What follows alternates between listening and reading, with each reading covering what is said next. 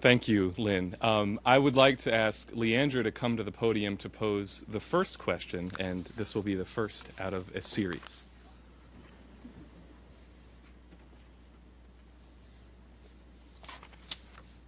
Now, after the week that we've had, I couldn't imagine coming up here and doing anything less than reporting back to you, some of you, on your own activity, and to you, giving you a bit of a distillation of what, in effect, is a process of debriefing on all of our activity all across the country that has been distilled, and now I will present you a further distillation of the reports that we've received coming out of our tremendous week of action. And this coming week should also serve as a week of action leading into May 16th, which will be the 80th anniversary of when the Glass-Steagall bill was originally introduced into the U.S. Congress. So I'll say from what we did in Washington, D.C. this week, we had approximately 80 people filtering through Washington, D.C. in between between Tuesday, Wednesday, and Thursday. And that delegation came from Virginia, Maryland, New York, New Jersey, Connecticut, Massachusetts, West Virginia, Pennsylvania. We had over 50 meetings in the Congress, and a quarter of those meetings were with the senator or the representative themselves. At the same time, we had deployments at state houses throughout the country, and I apologize if I sound like a geography book, an American geography book, but we had major days of action in Trenton, New Jersey. In Albany, New York, we had 20 meetings this week, which brings us up to meeting with almost 100 legislators in that body alone. We had action in Boston, Massachusetts, in Austin, Texas, in Springfield, Illinois. We had major activity. In Lincoln, Nebraska, in Harrisburg, Pennsylvania, Phoenix, Arizona, Lansing, Michigan, and Carson City, Nevada. And to put this map together, we have activity currently in 40 out of the 50 states. And in Washington, D.C., we had that represented in a certain form with a very large, very beautiful banner, in my opinion, that stated National Week of Action to Restore Glass-Steagall, pass H.R. 129. And at that banner, you had people from Washington, D.C., people from outside, looking at this graphic of the different states colored in different shades of blue, people asking, oh, what does it mean that my state is dark blue? Say, well, that means that your legislature passed a resolution to re-implement Glass-Steagall. And they put their fist in the air and say, yeah. You say, well, what does it mean that my state isn't colored in? And you say, well, it means that you have a lot of work to do. And so this was taking place outside the Congress, but inside we had a show of force and a level of seriousness in the constituents who came in from across the country to discuss the solutions to the current economic crisis with their representatives or their representative's office. We had one situation where, well, there were a number of situations where these representatives or their aides were making excuses. They were saying, well, the senator, the representative wants to wait for the Dodd-Frank Act to take effect, for the Volcker Act to take effect, or for Brown-Vitter to take effect, which, again, I mean, you're going to have people waiting around for almost a decade.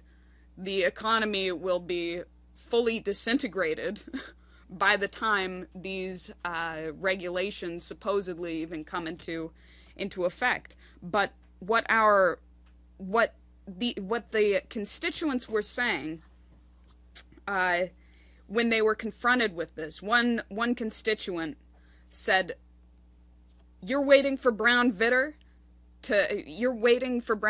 because you think it'll have a better chance than Glass-Steagall? Do you know what is happening in your district? Do you know what the rate of unemployment is? Do you know what's happening to families who I know who are living in your district?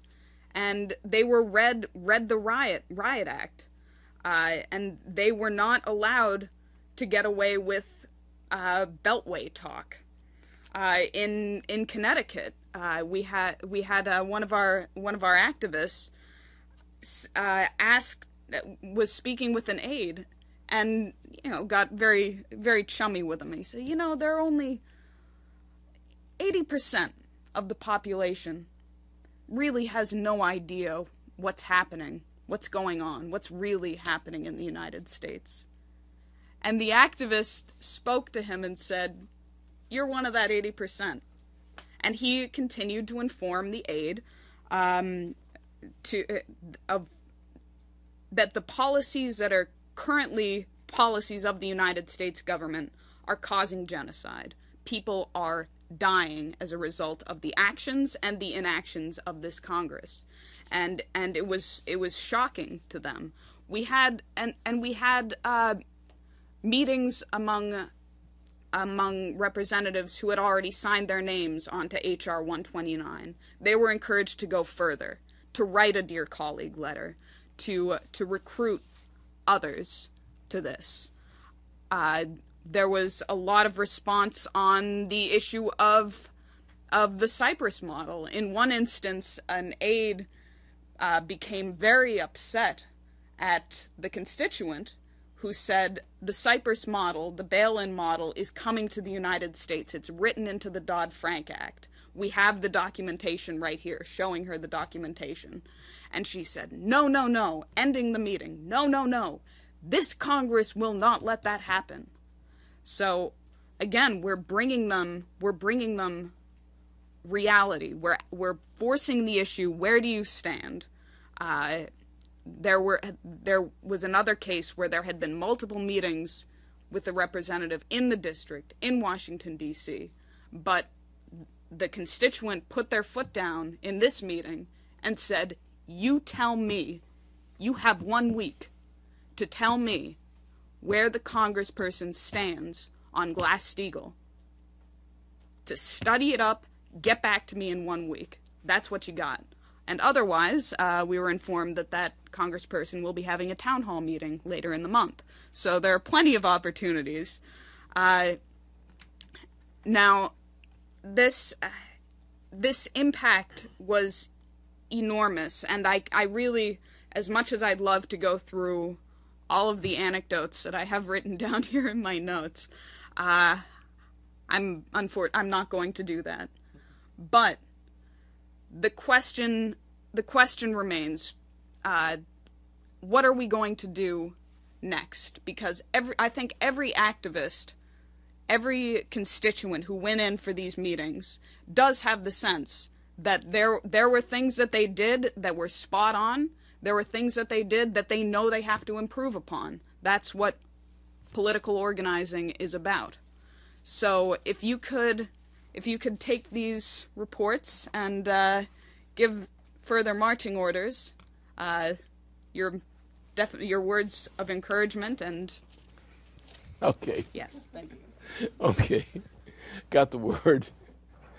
I'm a little shaky, I've just had this bit of surgery and things, so if I'm a little bit slow on the uptake, and sometimes, don't be surprised. It will pass into good time. Anyway, now we are in a situation where, again, the same thing is true that I said before. We have to have a mobilization of people on the basis of understanding, of reversing what the trend has been since this execution of a president of ours, Jack Kennedy. We actually have been going backwards. As a matter of fact, now the green policy is to pull everything backwards, to go backwards in every respect. and to destroy is to actually reverse evolution. Is going to devolution is what the policy of the United States is today under the recent presidents, especially the Bushes, and I talk about both father and son Bush, or son of a Bush, and this creep we have in power now. The direction is negative. It is absolutely satanic. And the only term that you can apply, which is appropriate, is to describe these two administrations, especially the second one, this one, the Obama administration, are specifically they're specifically satanic. They are not described as satanic. They are inherently satanic. And our problem now is to give people a sense of encouragement, because encouragement is wonderful juice for people who are depressed. They no longer accept the suppression. They resist it. And our job now is to give people inspiration. But what we have to do above all is to give them not just good ideas. We have to give them a perspective of what mankind must do to fulfill the role in the universe that mankind must accomplish. This means many things that we have adopted as useful in former times, and they were useful. They are no longer adequate. And now we're going to have to think of defending Earth against all kinds of junk out there in space. It means, and more generally, it means we have to stop thinking about the solar system as a collection of particles.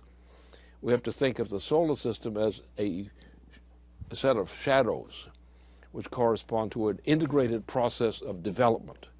We have to come to understand what the development is. Because, after all, the last word is that somewhere within the 2 billion years that the sun is supposed to be around still, there's going to be all hell to pay. And the only thing we can do as mankind is develop our technologies, our insights, in order to keep mankind in the universe in place. Because long before the expiration of the 2 billion estimation for the sun's continued existence, things are going to get very, very bad.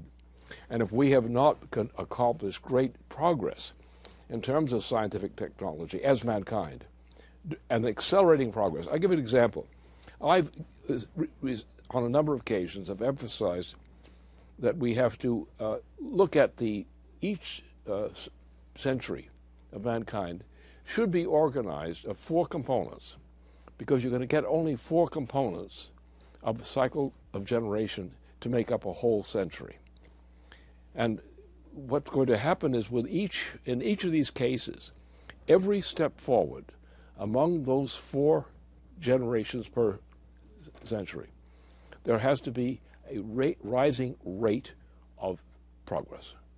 Not better progress, but a multiplication of rates of progress. We've done that in part in the past. Mankind has, in his best periods, has had, as we did with the United States, many times, in some parts of Europe, elsewhere. You saw that when mankind develops, and you have a 25-year generation generally, and this is determined by the death of people as both by the emergence of the children. And so you have this package, and you have 4 of these generations each century. And we should begin to think now about increasing these generations' productivity or fertility within each century. On that basis, if we do that, and we have historical precedents that show that can be done, that means that we need not worry too much about the sun's blowing out. Because if we stay on the job within the time that's reasonably estimatable, the sun will still be tolerable, then mankind can accomplish that end.